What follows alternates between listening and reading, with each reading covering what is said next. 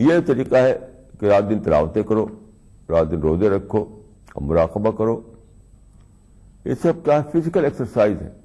فزیکل ایکسرسائز سے انٹلیکچوئل ڈیولپمنٹ نہیں ہو سکتا. اسپریچول ڈیولپمنٹ ہوگا انٹلیکچوئل ایکسرسائز سے، فزیکل نہیں.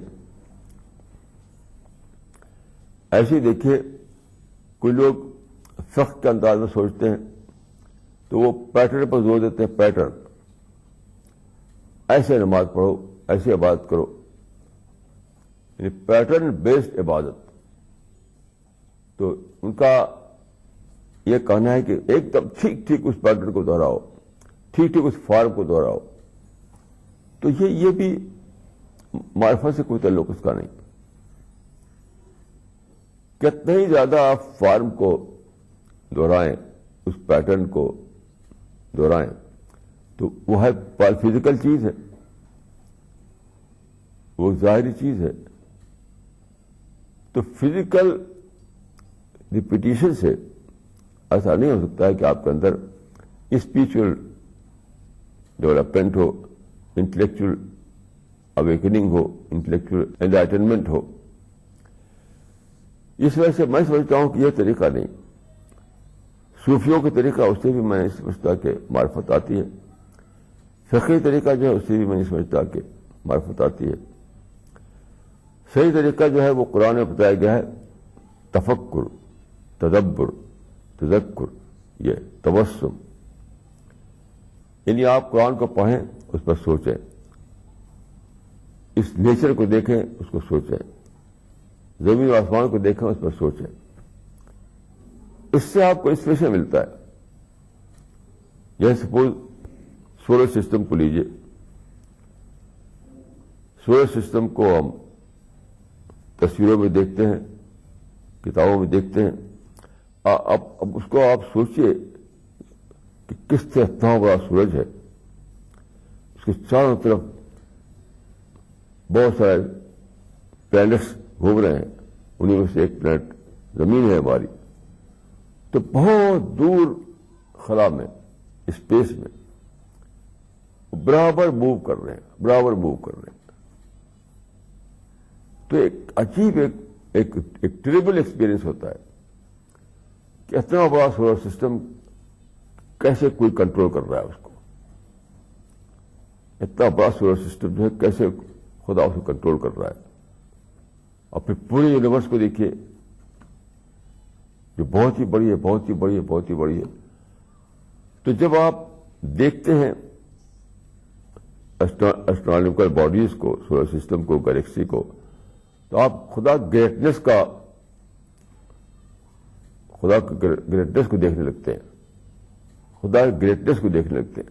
جیسے کسی شاعر نے کہا ہے کہ تعریف اس خدا کے جس نے جہاں بنایا، اتنی بڑی دنیا بنا ڈالی.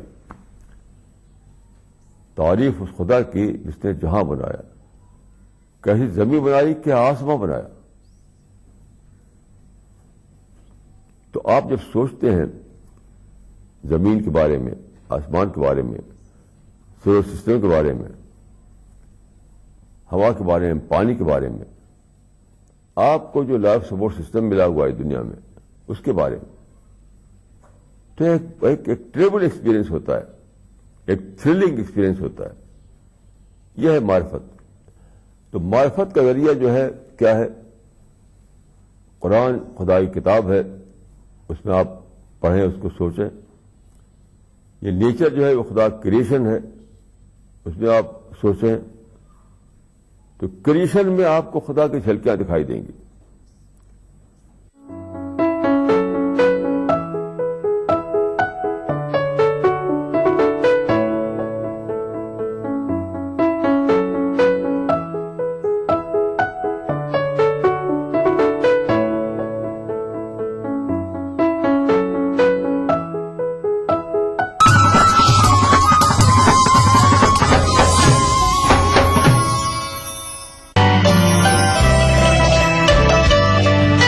چلتے چلتے راہ میں ٹھوکر لگا دو یاری، संग नाकारा हूँ मैं, पारस बना दो।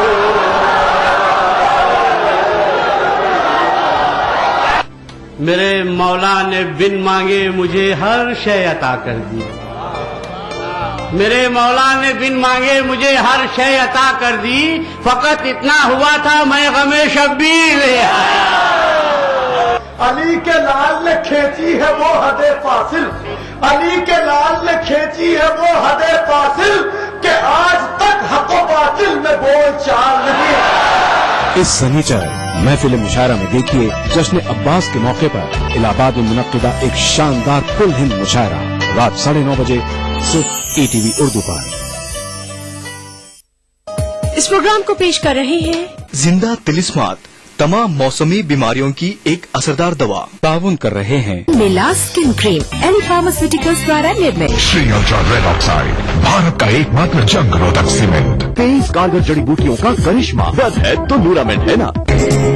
ETV उर्दू पर अगला प्रोग्राम।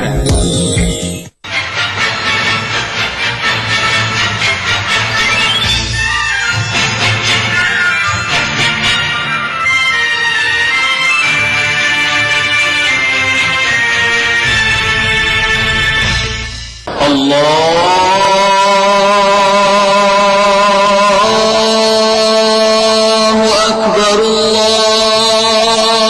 अल्लाहु अकबर। बिस्मिल्लाहिर्रहमानिर्रहीम।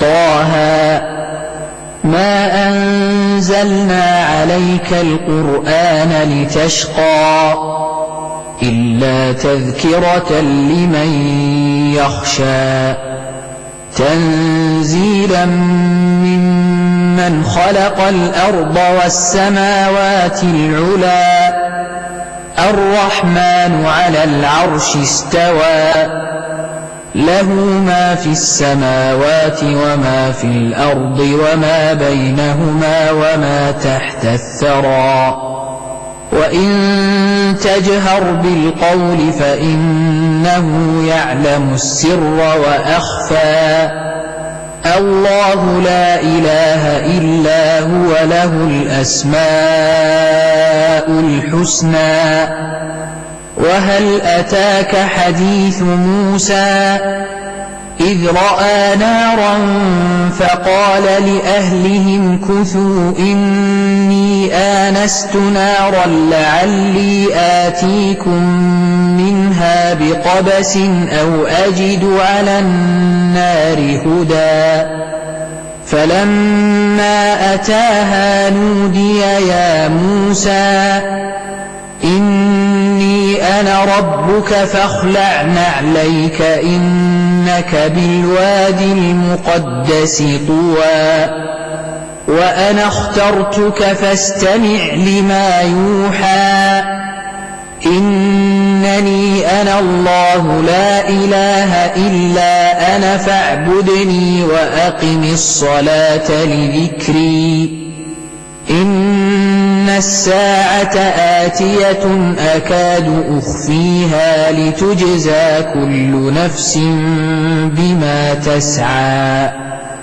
فلا يصدنك عنها من لا يؤمن بها واتبع هواه فتردى وما تلك بيمينك يا موسى قال هي عصاي أتوكأ عليها وأهش بها على غنمي ولي فيها مآرب أخرى قال ألقها يا موسى فألقاها فإذا هي حية تسعى قال خذها ولا تخف سنعيدها سيرتها الأولى واضمم يدك إلى جناحك تخرج بيضاء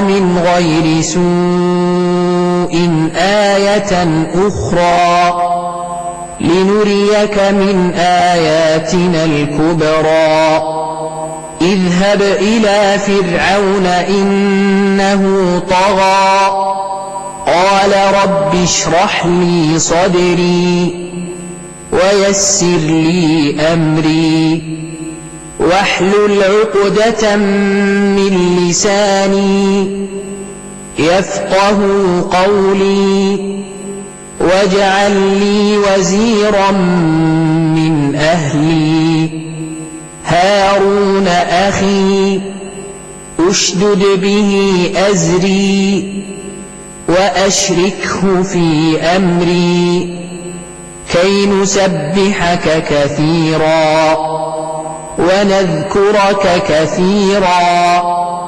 إنك كنت بنا بصيرا قال قد أوتيت سؤلك يا موسى ولقد مننا عليك مرة أخرى إذ أوحينا إلى أمك ما يوحى أن اقذفيه في التابوت فاقذفيه في اليم فليلقه اليم بالساحل يأخذه عدو لي وعدو له وألقيت عليك محبة مني ولتصنع على عيني إذ تمشي أختك فتقول هل أدلكم على من يكفله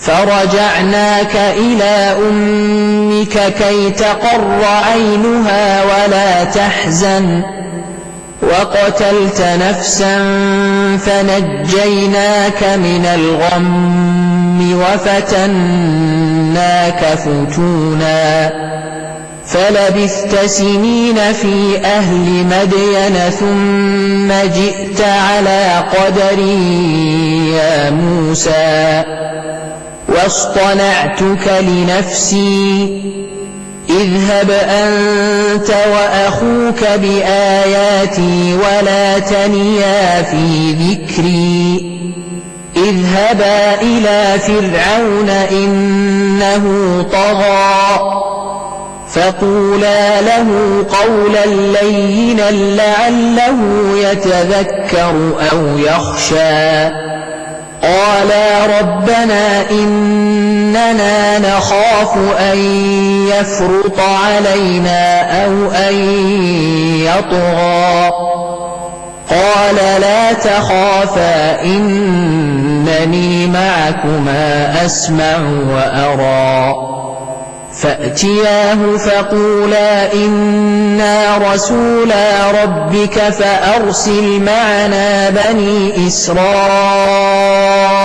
ولا تعذبهم قد جئناك بآية من ربك والسلام على من اتبع الهدى إنا قد أوحي إلينا أن العذاب على من كذب وتولى قال فمن ربكما يا موسى قال ربنا الذي أعطى كل شيء خلقه ثم هدى قال فما بال القرون الأولى قال علمها عند ربي في كتاب لا يضل ربي ولا ينسى صدق الله العظيم. الله أكبر الله أكبر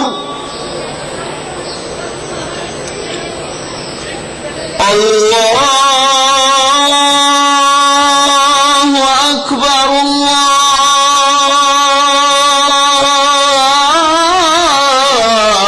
الله أكبر أشهد أن لا إله إلا الله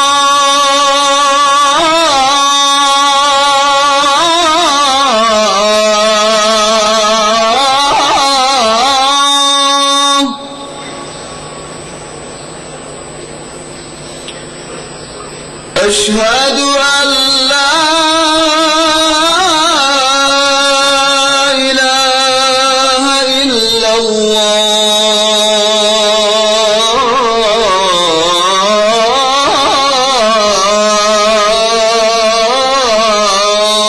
الله أشهد أن محمدا رسول الله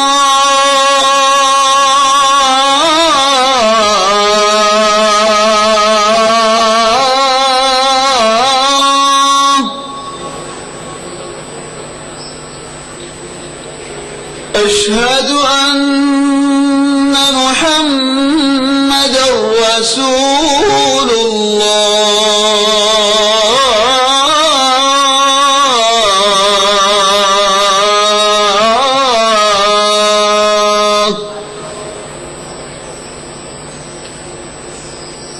حي على الصلاة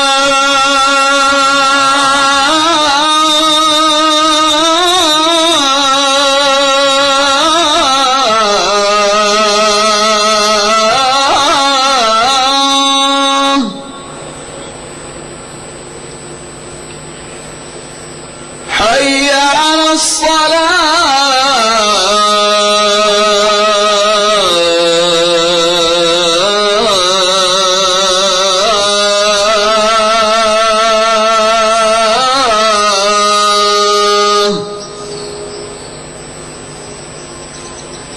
حي على الفلاح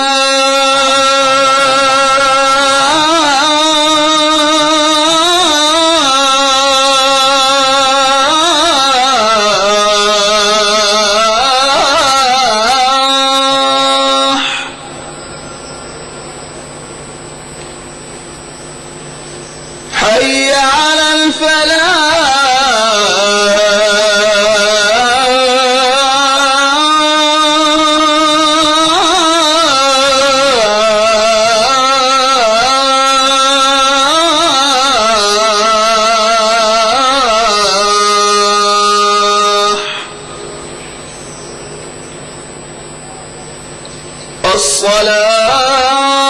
الصلاة خير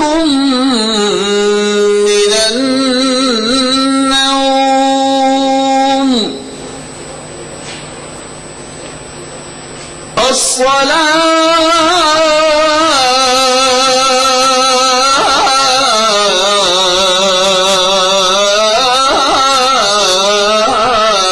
الصلاة خير من النوم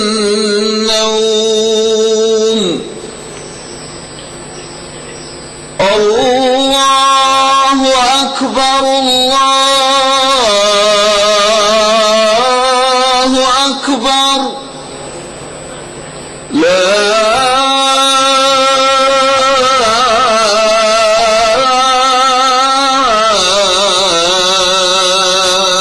إله إلا الله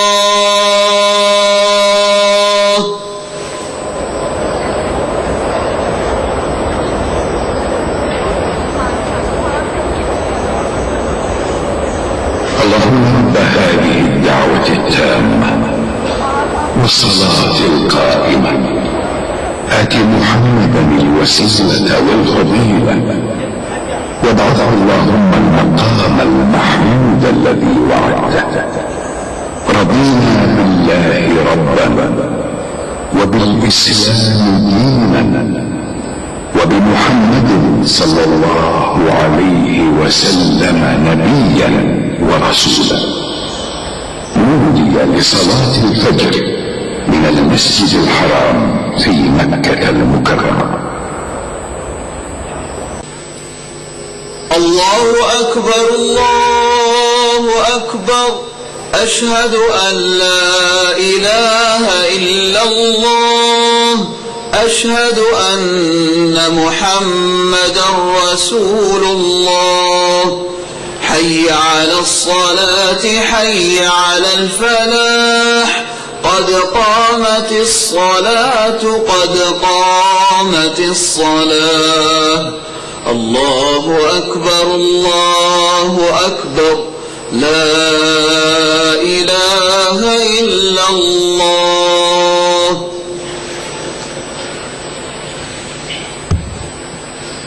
استووا أقيموا صفوفكم واعتدلوا سووا صفوفكم وسدوا الخلل.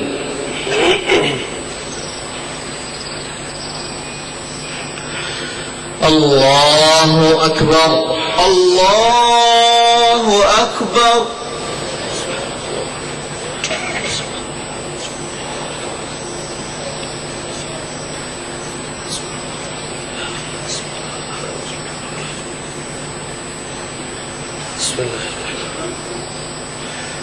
الحمد لله رب العالمين الرحمن الرحيم مالك يوم الدين إياك نعبد وإياك نستعين اهدنا الصراط المستقيم صراط الذين أنعمت عليهم غير المغضوب عليهم ولا الضالين آمين.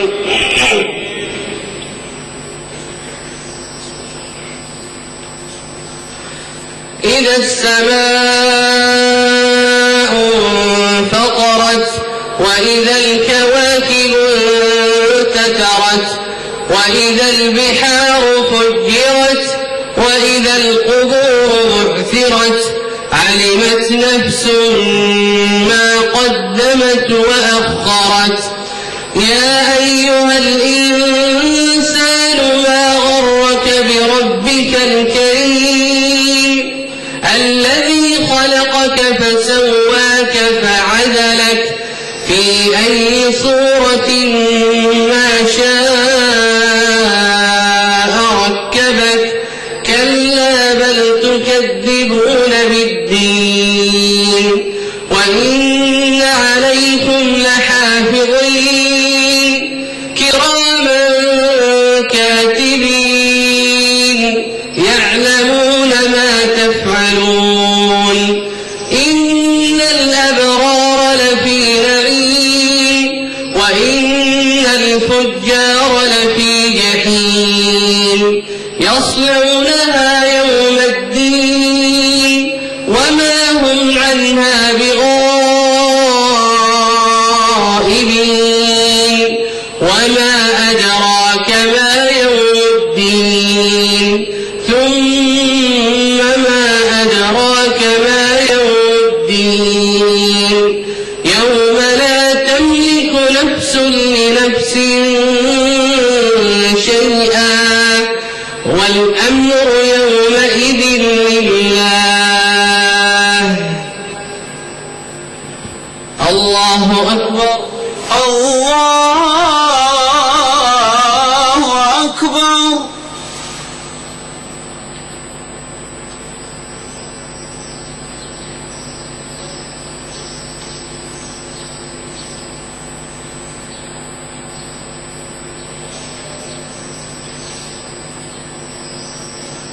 سمع الله لمن حمده ربنا ولك الحمد.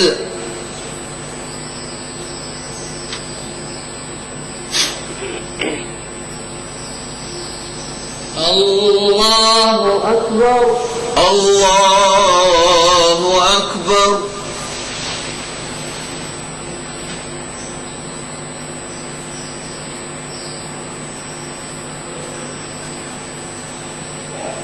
الله أكبر الله أكبر.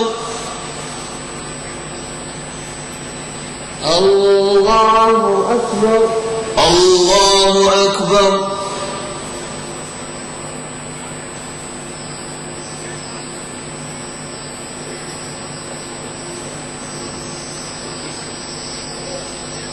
الله أكبر الله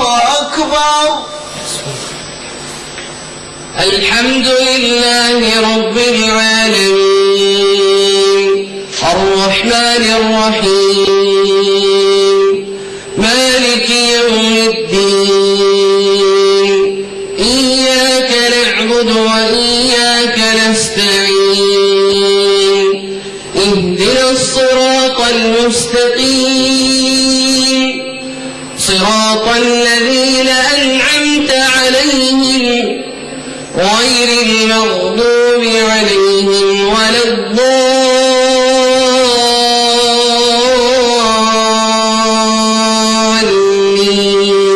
الضالين آمين.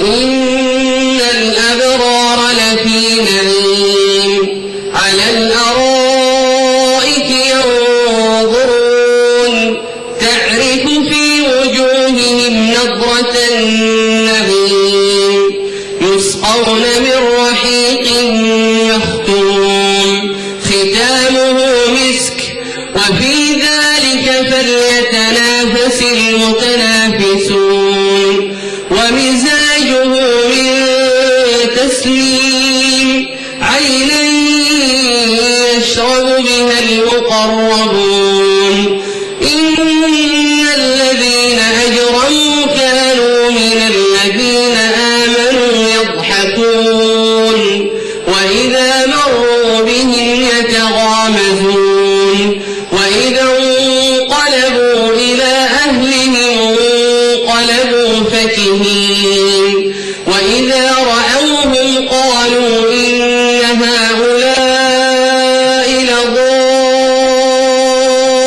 لضالون وما أرسلوا عليهم حافظين فاليوم الذين آمنوا من الكفار يضحكون على الأرائك ينظرون هل ثوب الكفار ما كانوا يفعلون.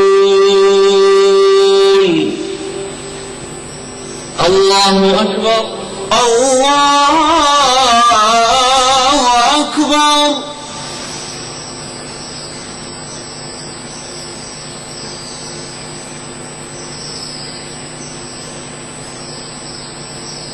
سمع الله لمن حمده ربنا ولك الحمد.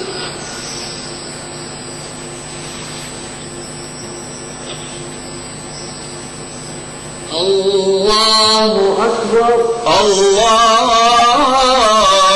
أكبر.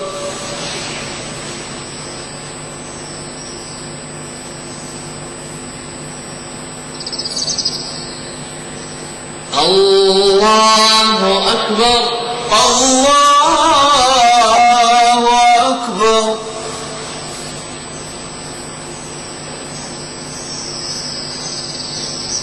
الله أكبر الله أكبر.